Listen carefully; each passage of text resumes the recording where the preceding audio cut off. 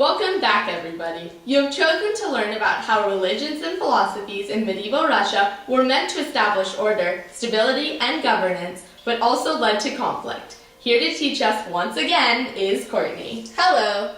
It's great to have you back on the show. I understand you will be teaching viewers about religion in medieval Russia and how it led to conflict. It's great to be back.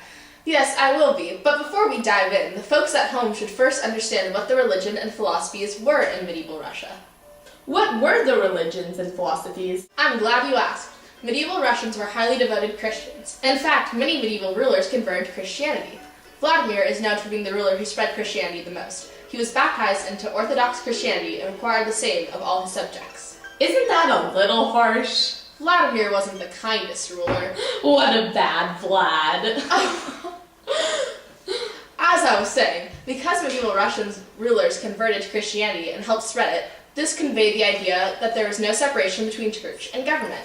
To put in perspective just how important religion was to medieval Russians, Russia's capital, Moscow, was chosen to be head of the Orthodox Church. Also, when the Mongols took control of Russia, they tolerated the church while changing everything else. This allowed for the church and Moscow to continue to flourish. Interesting. How did this lead to conflict? Well, the only major conflict that arose from religion and philosophies in medieval Russia ended up helping the Russians in the end. How can that be? Since the Mongols tolerated the church in Moscow, Moscow continued to increase power. When the Grand Prince in Moscow eventually had enough power and the Mongols were weak, he attacked the Mongols. Because of the power he had received from Moscow continuing to thrive, he was able to take down the Mongols and regain Russian independence.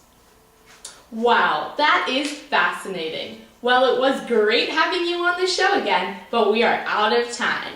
If you would like to learn about how government in medieval Russia was meant to establish order but led to conflict, click here. If you would like to see how the different religions, philosophies, and governments were meant to establish order, stability, and governance, but how they led to conflict in other countries, click here.